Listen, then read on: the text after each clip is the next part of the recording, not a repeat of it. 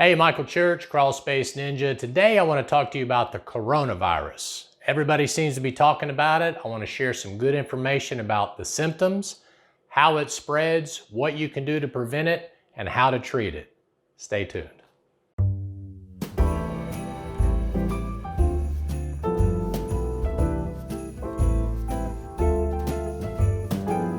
The symptoms of the coronavirus are coughing, shortness of breath, and fever.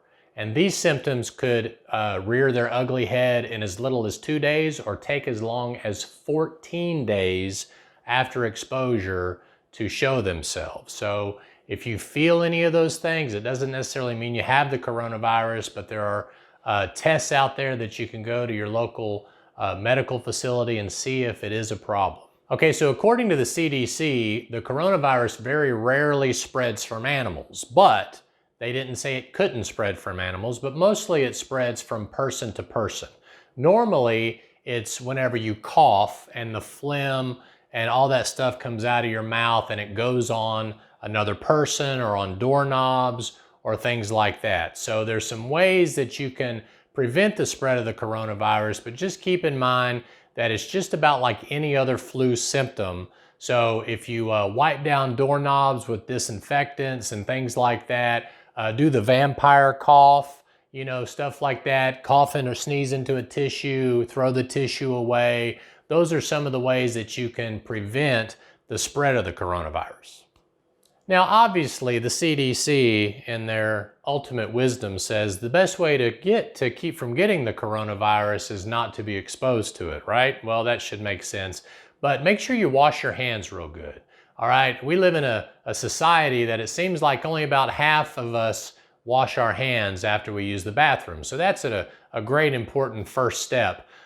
Even after the coronavirus spread is over, maybe you should wash your hands anyway because it keeps the flu from spreading and different things like that after you use the restroom, especially if you work in a restaurant where you are serving people food or anything like that, or moms and dads that are cooking or whatever for the family. Next, let's talk about the treatment of the coronavirus, which is a little bit more simple than you might think. Okay, so some of the treatments is you want to be able to take a pain reliever. According to the CDC, you shouldn't give aspirin to children, so don't do that. But you might have some achy feeling like the flu, so a good pain reliever, an ibuprofen or something like that, if your body's able to take it, would be good. Having a humidifier, one that pushes humidity out in a room where someone may be suffering from symptoms, is also recommended. Taking hot showers, believe it or not, is also recommended for the treatment of the coronavirus. And of course, who can beat rest and plenty of good fluids? We in our home use the brat diet. If someone's not feeling well, especially if it's some kind of upset stomach kind of thing, you use bananas and rice, applesauce, and whatever the T stands for, I forget. I'll think of it here in a minute. But anyway, toast, that's it.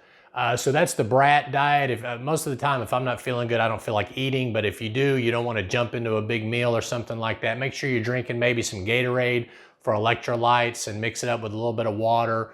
We like to rotate pain relievers sometimes too, if maybe alternate them a little bit if needed. But hope that was some good information. And again, as I mentioned before, just don't panic.